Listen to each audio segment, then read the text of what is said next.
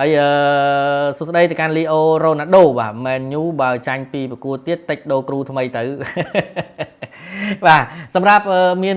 អតីតកីឡាករមិត្តរួមក្រុមរបស់ Carrick ច្រើនបាទមានតាំងពី Ferdinand មានតាំងពី Roy Keane អីបាទមិនសូវជាសប្បាយចិត្តទេក្រុមការដឹកនាំរបស់ Carrick ចឹងណាប៉ុន្តែការពីរដូវកាលមុនបន្ទាប់ពី Carrick ដឹកនាំបានយ៉ាងល្អធ្វើឲ្យរៀងបិទមាត់ពួកគាត់បន្តិចប៉ុន្តែឥឡូវនេះការចាប់ផ្ដើមមួយដែលមិនសូវជាល្អប៉ុន្មានទេប្រហែលជាពួកគាត់មានរឿងលើកមកនិយាយវិញទៀតហើយ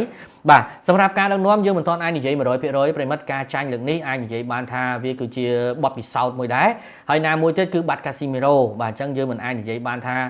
គាត់លេងកាលមុនមិនក៏ទិញកីឡាករឲ្យលេងបង្កើតបាទចាំមើលបន្តទៀតបាទឥឡូវនេះគឺគាត់យកបាទបាលេបាមកអញ្ចឹងអាចនិយាយបានថាប្រហែលជាអាចចន្លោះពីរបាទអញ្ចឹងបើមិនចំនួន Element ទេគឺនឹងអាចចំនួនជាមួយនឹង Andrea Santos បាទដែលដូចជានិយាយអញ្ចឹងវាស្ទួនដែរណាបាទចឹងរឿងនេះគឺជារឿងមួយដែលលំបាកដែរបើសម្បូរតំបន់បំរើប៉ុន្តែស្លាបប្រយុទ្ធខាងឆ្វេងឥឡូវយើងមានហើយយើងឃើញហើយមានដូចជា Dogu មានដូចជា Rashford បាទហើយបាទបើសិនជាយើងនិយាយយើងអាចដាក់បានម៉ោនមួយទៀតចឹងណាបាទប៉ុន្តែមើលទៅប្រហែលជាម៉ោនមើលទៅដូចជាយ៉ាងណាយ៉ាងណីទេតែសម្រាប់លោក Carrick ថាកំពុងតែធ្វើបានល្អច្រើនហើយបាទសម្រាប់តំបន់ប្រយុទ្ធកដាលបើយើងមើល Sesko ក៏នៅមានចំណុចខ្វះខាតបាទហើយសម្រាប់ខូនញ៉ាយកមិញគឺគាត់ចូលមកជួយក្រុមច្រើនបាទដល់អញ្ចឹងទៅគឺគាត់អត់ឯករាជ្យនៅក្នុងការលេងតំបន់ striker បានទេអញ្ចឹងវាមើលទៅដូចជាតានតឹងតិចនិយាយអស់សេចក្តីទៅការប្រកួតយុគមិញរបស់ Man U ហ្នឹងគឺកីឡាករហាក់បីដូចជាលេងស្ទួនក៏ដូចជាលេងមិនជាសហការគ្នាល្អបានច្រើនអញ្ចឹងណាបាទត្បិតតែការគ្រប់គ្រងបាល់បានល្អបាទការបង្កើតឱកាសមានច្រើនបាទប៉ុន្តែការបង្កើតឱកាសឲ្យរកគ្រាប់បាល់ហ្នឹងមើលទៅដូចជាគ្មានគ្រាប់បាល់មួយណាដែលយើងមើលទៅទំនងដែលនឹងអាចនឹងចូលណាបាទហើយក៏មើលទៅឃើញថាសម្រាប់ការលេងបែកជា role ណាមើលទៅដូចជារឿងស្ទួន role បាទមើលទៅដូចជាមិនមានការបែងចែកកីឡាលេងបានល្អបាទហើយសង្ឃឹមថាលោក Carrick នឹងមានការផ្លាស់ប្ដូរបន្ថែមបាទនឹងមានការផ្លាស់ប្ដូរបន្ថែមបាទឆ្នាំនេះមើលទៅ Arsenal កីឡាករទំនងជាងគេបាទសម្រាប់ Arsenal យក Guimaraes មកអាចនិយាយបានថាជារឿងមួយដ៏ល្អបាទ Martinelli គឺអត់មានអ្នកជំនួសទៀតទេបាទអត់មានអ្នកបាទរំខានច្រើនពេកទេព្រោះដោយសារតែបាទ Trossard បាទគឺត្រូវបានបាទបញ្ចេញហើយបាទប៉ុន្តែយ៉ាងណាមិញគឺក៏មានការលើកមតិច្រើនក្នុងការនាំចូលកីឡាករធ្វើឲ្យបាទមិនគេហៅថាមិនគោរពដល់បាទ Martinelli អញ្ចឹងណាបាទប៉ុន្តែយ៉ាងណាមិញសម្រាប់ Martinelli ប្រិមត្តក៏ដឹងដែរថាសម្រាប់គាត់ឃើញថាលោក Arteta មិនសូវឲ្យគាត់លេងជម្រើសបាទក្នុងការលេង90នាទីពេញទេអញ្ចឹងយើងដឹងហើយសម្រាប់កីឡាករ Martinelli នេះគឺគាត់លេងអត់អាចលេង90នាទីទេបាទកម្លាំងរបស់គាត់គឺមានការថមថយហើយអញ្ចឹងសម្រាប់ការទិញដូរកីឡាករលើកនេះគឺនៅមិនទាន់ចប់ទេណាបាទសម្រាប់ Arsenal កំពុងតែចរចាជាមួយនឹង Victor Osimhen បាទនៅកីឡាតាសារ៉ាយបាទហើយសម្រាប់ Victor Osimhen នេះគឺមុននឹងគាត់ចាក់ចេញពីអ៊ីតាលីមកមានរឿងចម្រូងចម្រាសច្រើនបាទស្តៀងជាមួយនឹងបាទ Balotelli ដែរណាបាទជួយរួមទៅគឺសម្រាប់កីឡាករដែលមានស្បែកខ្មៅហ្នឹងគឺសម្បូរទៅដោយបញ្ហាតាក់ទងជាមួយនឹងការប្រកាន់ពូជសាសន៍បាទអញ្ចឹងសម្រាប់ Victor Osimhen នេះគឺ Arsenal កំពុងចរចាប៉ុន្តែដោយសារតម្លៃពលកម្ម Osimhen ទាមទារខ្ពស់អញ្ចឹងកំពុងតែចរចាតាមក្រោយតទៀតណាបាទបើសិនបាន Osimhen មួយទៀតក៏អាចនិយាយបានថា Arsenal គឺអាចនឹងមានប្រយុទ្ធពេញតួច្រើនហើយបាទខំប្រឹងរកប្រយុទ្ធប៉ុន្តែដល់ពេលទៅលេង UEFA Champions League បាទលេងមួយ Paris លេងការពារស៊ីបានមកគាត់ទៅលេងការពារផ្លែកហើយការពារឲ្យល្អមើលទៅអត់ឲ្យការពារទាត់បាល់ចោលអើយបាទសុំខ្លាច Arsenal ហើយបាទ Arsenal ទិញខ្សែប្រយុទ្ធទេបាទ Arsenal មាន Guimaraes បាទ Arsenal មាន Guimaraes បាទមានកនសាបាទ Henkape Zoli បាទ Zoli នេះគឺតំបន់ស្លាបប្រយុទ្ធខាងឆ្វេងណាបាទគាត់ធ្វើបានល្អហើយបាទសម្រាប់ពីប្រកួតនេះបាទប៉ុន្តែគ្រាន់ថាមានការលើកឡើងដូចមុនទៅដូចខ្ញុំនិយាយជូនទៅមិនអញ្ចឹងការយក Zoli មកនេះគឺវាធ្វើឲ្យមានបញ្ហាអន់សពុនចិត្តពី Martinelli ប៉ុន្តែយ៉ាងណាមិញដូចខ្ញុំបានជម្រាបជូនទៅ Martinelli គឺសឹងតែនិយាយថាចាប់តាំងពីលោកបាទ Arteta មក Martinelli នេះត្បិតតែរកគ្រាប់បាល់បានជួយក្រុមបានមែនប៉ុន្តែគាត់អត់ដែលសូវដាក់ Martinelli នេះគឺជាតួឯកទេបាទមិនសូវឲ្យ Martinelli ជាតួឯកទេព្រោះដោយសារតែមើលទៅកម្លាំងរបស់គាត់មានការថមថយអញ្ចឹងណាបាទ City បាទបើយើងនិយាយអំពី Manchester City ការប្រកួតនៅក្នុងយប់នេះគឺប៉ះជាមួយនឹង Bournemouth យើងអាចនិយាយបានថាការប្រកួតជាមួយនឹង Arsenal ត្បិតតែលទ្ធផល Community Shield នេះគឺមិ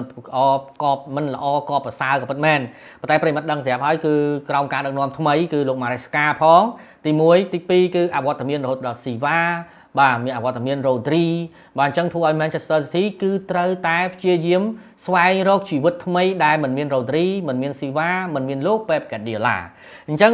សម្រាប់ការប្រកួតជាមួយនឹង Arsenal មិនមែនអស់នោះទេប្រិមិត្តបាទក៏មានការបង្កើតឱកាសជាច្រើនបាទក៏មានការលេងនឹងបានល្អច្រើនបាទប៉ុន្តែគឺរាយារបស់ Arsenal នោះវិញទេដែលអាចជួយសង្គ្រោះបាល់បានដែលធ្វើឲ្យបាទ Manchester City មិនមានលទ្ធភាពនៅក្នុងការរកគ្រាប់ហើយសម្រាប់តំបន់ការពាររបស់ Manchester City មានការថមថយបាទមិនថមថយតែឥឡូវទេប្រិមិត្តថមថយតាំងពីរដូវកាលមុនម៉េះតាំងពីការបែកបាក់របស់ Walker ចាក់ចេញមកម៉េះបាទអញ្ចឹងធ្វើឲ្យបាទតំបន់ជើងក្រោមរបស់ Man City ហ្នឹងគឺមិនសូវមាំទាំប៉ុន្មានទេបាទហើយនៅក្នុងរដូវកាលនេះ Manchester City គឺអាចនិយាយបានថាគឺរៀងរាល់រដូវកាលតែងតែចាយច្រើនជាងចំណូលប៉ុន្តែរដូវកាលនេះឃើញថាមានការចំណេញខ្លះហើយបាទឥឡូវ Savinho កំពុងតែពិនិត្យបាទសុខភាពរងចាំតែប្រកាស 100% នៅក្នុងការចូលរួមមួយ Spurs ហើយសម្រាប់ Spurs គឺនៅមិនទាន់អស់ចិត្តទេណាប្រិមិត្តបាទយកមិញចាញ់ Brentford ក៏ប៉ុន្មានតែគម្រោងរបស់លោក De Zerbi គឺទិញច្រើនប្រសិនបើចរចាបាទបើសិនជាការពិនិត្យបាទ Savinho ជោគជ័យហើយបាទ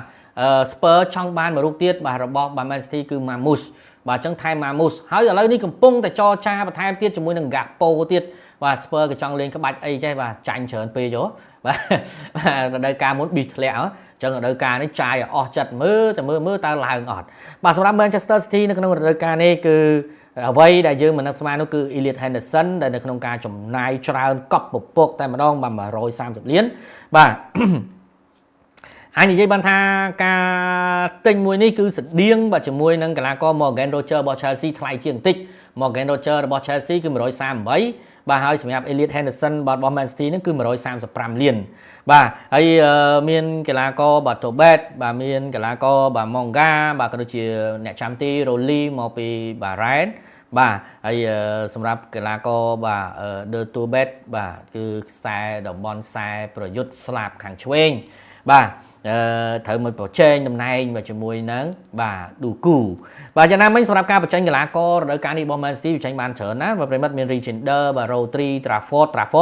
បាទមើលទៅដូចជាមិនកើតការបញ្ចេញទៅវិញតែក៏បានច្រើនដែរបាទ46លានបាទមានអាកានជី Nathanake បាទប៉ុន្តែគឺត្រូវចាក់ចេញនោះគឺមាន Bernardo Silva Stone បាទនឹងត្រូវចាក់ចេញបានត្រូវចាក់ចេញទៅហើយបាទអញ្ចឹងសម្រាប់ Manchester City គឺនៅមិនទាន់អស់ចិត្តនៅឡើយទេបាទនៅមានការទិញដូរកីឡាករបន្ថែមទៀតបាទប៉ុន្តែមកដល់ពេលនេះគឺមិនទាន់ប្រកាសជាផ្លូវការណាបាទចាំមើលប្រកាសជាផ្លូវការសិនបាទថាតើគាត់នោះនឹងបានជោគជ័យដែរឬទេបាទយុគមិញបាទមកខែចាប់អោគ្នាឯងសុទ្ធណាបាទ Hull City កម្រិតទៀតបើអញ្ចឹងមិនសូវប្រើខ្លាំងលេងមុំចុងមកចាញ់បាទជាតិបាទស្ដីគ្នាទៅកាន់ Ben White បាទ Man U អាចលេងក្បាច់សៀងមួយលេងក្បាច់សៀងមួយប្រទេស Victor Gyokeres គឺចង់ចាញ់បាទនៅជាតិរឿងរ៉ាវតាក់ទងជាមួយនឹង Victor Gyokeres សម្រាប់ Gyokeres នេះគឺឃើញថាពិបាកនៅក្នុងការប្រកួតប្រជែងជាមួយនឹង Kai Havertz ណាបាទព្រោះដោយសារតែពេលដែលគាត់ចូលលេងទៅគឺ Kai Havertz គឺច្បាស់ជាងបាទយើងឃើញហើយបាទសម្រាប់ Gyokeres តែពិតទៅគាត់លឿនផងអីផងប៉ុន្តែនៅពេលបញ្ចប់ទីទៅចាញ់ Kai Havertz គាត់ឈរមកចេះចំកន្លែងរបស់គាត់អញ្ចឹងណាបាទបើប្រៀបធៀបជាមួយនឹង Gyokeres លឿនបានតែលឿនតែដល់ពេលទៅគឺការបញ្ចប់ទីរបស់គាត់ដូចជានៅស្ទើរហើយប្រសិនខ្ញុំគិតថាប្រសិនបើដំណាក់កាលចុងក្រោយប្រសិនបើ Arsenal អាចទាំងចរចា Osimhen បានប្រហែលនឹងអាចបញ្ចេញ Gyokeres ដែរហ្នឹងណាបាទ PSG មានកីឡាករចាក់ចាញ់មានបាទសម្រាប់ PSG បាទគឺនេះបាទចុងមាត់បាទ PSG បាទគឺកីឡាករបាទ Gonzalo Ramos បាទទៅកាន់ AC Milan បាទកូឡូមួនីទៅកាន់ Juventus ហើយនឹងកាងលីអ៊ីននោះបាទគឺទៅកាន់ AT Madrid បាទមានកីឡាករចេញហើយសម្រាប់ប៉ារីសហ្នឹងក៏ទិញកីឡាករចូលដែរដូចជាកីឡាករបាសេហ្នឹង Ferran Torres បាទហើយសម្រាប់គាត់ថាពីរដូវកាលនៅក្នុងការលើកពាន UEFA Champions League គឺជារឿងមួយដែលល្អមែនតើបាទសម្រាប់លោក Luis Enrique បាទតែយ៉ាងណាមិញគឺបាទតើប្រិមត្តមិនងាយស្រួលប្រហែលទេពីមួយរដូវកាលទៅមួយរដូវកាលគេតែងតែមានការប្រកួតប្រជែងបាទខ្ញុំរវល់មួយ Man U ហើយបាទដាក់ FC ហើយតាសូមជួយនិយាយពីកីឡាករ Liverpool ផងទិញចូលលក់ចេញបាទសម្រាប់កីឡាកររបស់ Liverpool បាទនៅក្នុងរដូវកាលនេះការទិញចូលរបស់គាត់បាទធ្វើឲ្យប្រិមិត្តរៀងមានចម្ងល់តិចដែរបាទដូចជាបាទកីឡាករ Jeremy Jacket បាទស្ថិតនៅក្នុងតំបន់ខ្សែការពារបាទកដាលណាបាទដោយសារតែគាត់អត់បាទបាត់កូនណាន់តេបាទអញ្ចឹងគឺការចេញ Jeremy Jacket នេះគឺល្អហើយបាទអត់មានតខុសទេនៅក្នុងការពំនាំតំបន់ការពារកដាលមកចូលរួមបាទក្នុងនោះផងដែរគឺមានកីឡាករ Victor Munoz បាទស្ថិតនៅក្នុងតំបន់ស្លាបប្រយុទ្ធខាងឆ្វេងបាទអញ្ចឹងមានអ្នកជំនួសបាទជាមួយនឹង Gakpo ហើយ Gakpo មកលេងបញ្ចូលកដាលវិញបានហើយ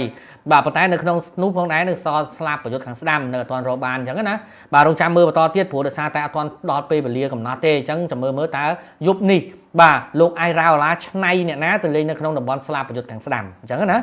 ហើយកីឡាកររ៉ូណាល់អារ៉ូជូគឺបាទឡូនទេណាប្រិមិត្តបាទឡូនទេហើយសម្រាប់លីវើពូលវិញការចាក់ចេញច្រើនមានតាំងពី Stone មានតាំងពី Robertson ទៅឲ្យលេងមួយ Spurs បាទ free agent បាទលេងយប់មិញក៏បង្ហាញខ្លួនដែរមានកូណាន់តេមានសាឡាបាទសិតតែ free បាទហើយកីឡាករដែលលក់បានលុយហ្នឹងគឺមានតែមួយរូបទេគឺ Curtis Jones បាទ Curtis Jones បាទគឺទទួលបាន30លានបាទ play ទៅកាន់ Inter Milan សម្រាប់ Liverpool ខ្ញុំមិនដឹងថាតើមុជជ្រៅទៅឆ្ងាយដល់ទេរដូវកាលនេះណាក្រុមការដឹកនាំរបស់លោកអៃរ៉ាអូឡាបាទឃើញហើយគាត់ពីមុនមកដូចជាមិនសូវជាណាទេមិននឹកស្មានតែ Liverpool សម្លឹងមើលឃើញគាត់អញ្ចឹងណាបាទអញ្ចឹងសម្រាប់លោកអៃរ៉ាអូឡាពីគាត់មិនទាន់បានដឹកនាំក្លឹបដែលគេហៅថាធំនៅឡើយទេយើងអត់ទាន់អាចនិយាយថាគាត់អន់ឬក៏និយាយថាគាត់លេងដឹកនាំមិនកើតនោះទេបាទរងចាំមើលបន្តទៀតហើយសម្រាប់អ៊ីគីទីកេនៅអត់ទាន់ជាពីរបួសទេប្រិមិត្តបាទអញ្ចឹងតំបន់ប្រយុទ្ធកដាលក៏នៅតែអាចសម្លឹងមើលឃើញអាយសាក់បាទនៅក្នុងតំបន់ប្រយុទ្ធកដាលបាទប៉ុន្តែយ៉ាងណាមិញបើស្រីធៀបអាយសាក់មួយអ៊ីគីទីកេបានធ្វើបានល្អជាងច្រើនមែនតើអាយសាក់អាចនិយាយបានថាថ្លៃប៉ុន្តែគាត់មិនទាន់មានភាពល្អប្រសើរជាមួយនឹងមិត្តរួមក្រុមទេប៉ុន្តែរដូវកាលនេះវាអាចនឹងល្អក៏ថាបានដែរណាប្រិមិត្តណាបាទហើយសម្រាប់តំបន់ស្លាបប្រយុទ្ធខាងឆ្វេងក៏រកបានមកហើយដែរអញ្ចឹងសម្រាប់ហ្គាប៉ូអាចនឹងគាត់យកមកលេងស្ដាំវិញហីបាទចាំមើលយប់នឹងបន្តទៀតនោះប្រិមិត្តបាទតើលោកអៃរ៉ាអូឡានឹងដាក់អ្នកណាលេងតំបន់ស្លាបប្រយុទ្ធខាងស្ដាំបាទសួស្ដីបងណាបាទសវណ្ណរាបាទហើយដាត់ FC បាទអរហ្វេនបាទសុំ live មួយតាបាទបាទហាលីនចត្រាបាទបងសុំមួយខ្សែការពារបលីពូលមើលទៅអាចរឹងដូចមុនអត់សម្រាប់ jacket បាទយើងមិនទាន់ដឹងទេថាគាត់ធ្វើបានល្អឬយ៉ាងណាតម្លៃខ្លួនមកច្រើនដែរបាទនិយាយមកទៅគឺផ្ដើមរដូវកាលឲ្យដូរកីឡាករហើយចឹងយើងអត់ទាន់អាចនិយាយបានខ្ញុំអត់ទាន់អាចនិយាយបានថានឹងមានអ្វីល្អប្រសើរយើងចាំមើលបន្តទៀតសិនអញ្ចឹងណាប្រិមិត្តបាទយើងអត់ទាន់និយាយបានភ្លាមនេះបាទស្អែកកោនារីអត់ខានទូបាទឯមានសាដូបាទស្អែកគឺរវល់ហើយបាទខានស្អែកបានបាទខានស្អែកបានបាទស្អែករវល់ហើយបាទឯមានសាដូបាទអាចរកបានខានស្អែកបាទបាទណាមនុស្សបុរាណបាទ under Aston Villa បាទ over Man City វាយបាសេអីយ៉ាបាទកំតាន់អាណាបាសេឡូណាអត់ដូចជារៀងស្ទើរប្រយុទ្ធណាបាទអត់មាន Marcus Rashford អត់មាន Robert Lewandowski កុំទុកចិត្តបាសេពេកប្រយ័ត្នបាសេស៊ីបានត្រឹមមួយគ្រាប់ណាបាទយប់នេះជ័យច្រើនណាបាទមនុស្សបុរាណប្រយ័ត្នប្រយែង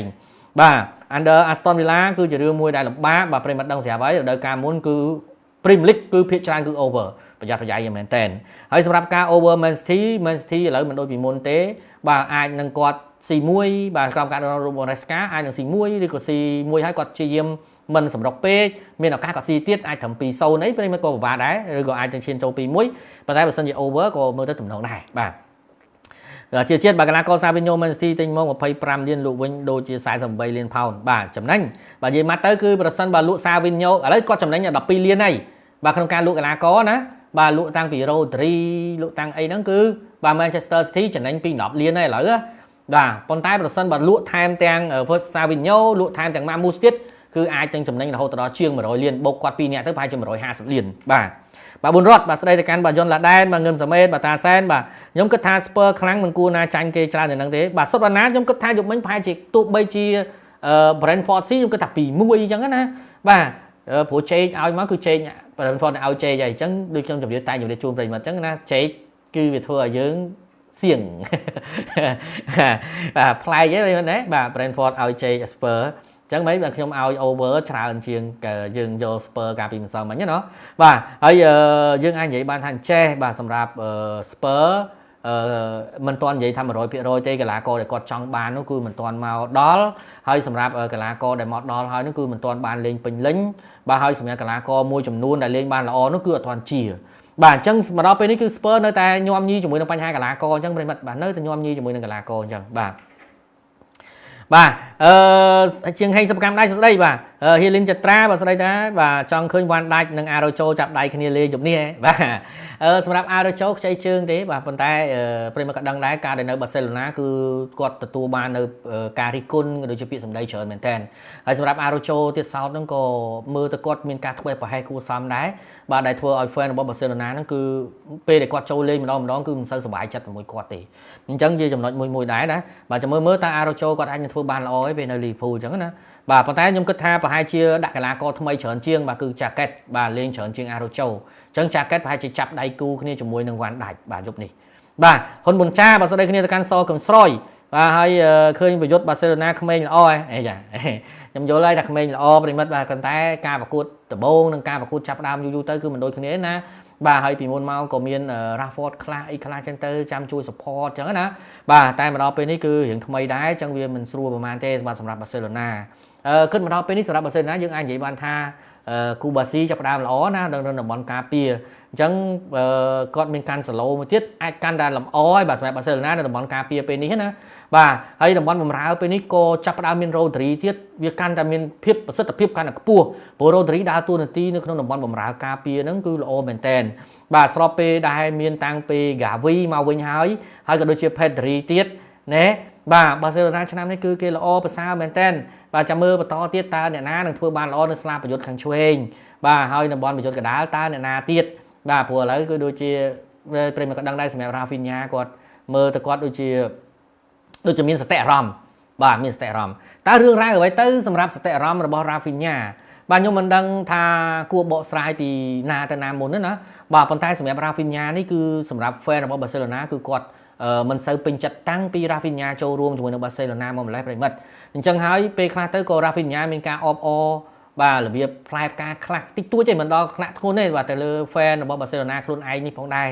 អញ្ចឹងក៏វាមានភាពចម្រូងចម្រាសច្រើនមែនទែនសម្រាប់ Rafinha នៅក្នុងការលេងឲ្យ Barcelona នេះឯងបាទអញ្ចឹងសម្រាប់រឿងរ៉ាវនេះក៏វាជាបន្ទុកមួយនៅបញ្ហាផ្លូវចិត្តបាទរបស់ Rafinha ដែរ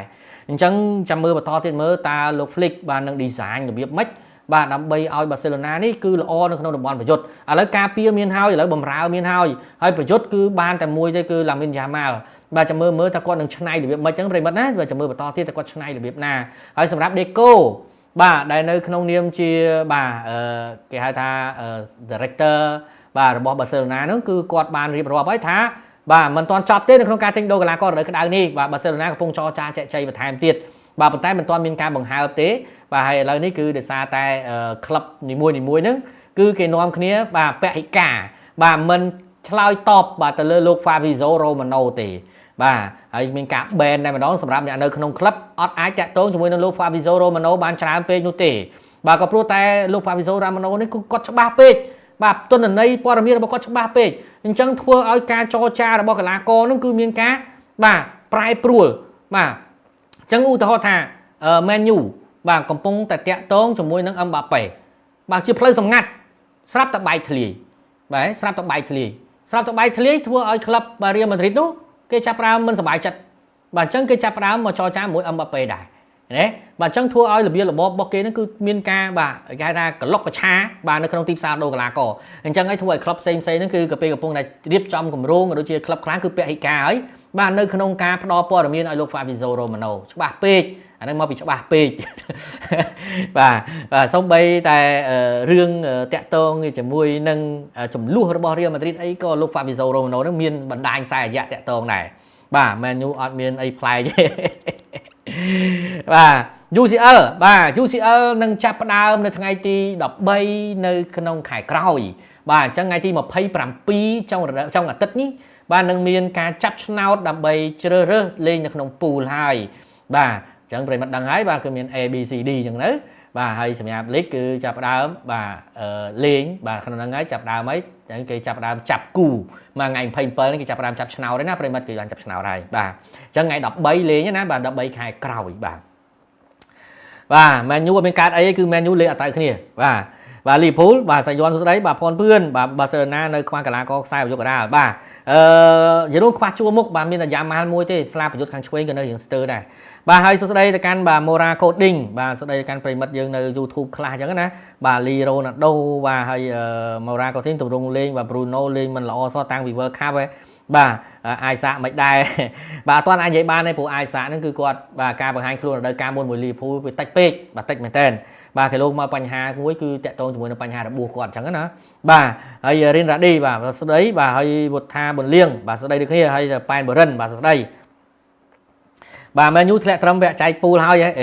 កុំតន់អាបាទឡងបាទកុំតន់អាដូចខ្ញុំបាននិយាយជូនទៅកាន់ប្រិមត្តចឹងបាទថាការចាប់ផ្ដើមมันអាចបង្ហាញពីលទ្ធផលបាននោះទេបាទការចាប់ផ្ដើមនេះក៏យើងប្រិមត្តឃើញហើយណាមែនយូត្រូវរៀនរស់ដោយមិនមានកាស៊ីមេរ៉ូបាទអញ្ចឹងវាជាចំណុចមួយដែលត្រូវតែមានការផ្លាស់ប្ដូរកែច្នៃបាទហើយនេះគឺការប្រកួតដើម្បីកែច្នៃហើយចាអញ្ចឹងសង្ឃឹមថាប្រកួតបន្ទាប់នឹងមានអ្វីប្លែកទៀតហើយមិនសមមិញនេះគឺទើបតែចុកមុននឹងមែនយូលេងហ្នឹងគឺទើបតែចុះហត្ថលេខាជាមួយនឹងបាឡេបាបាន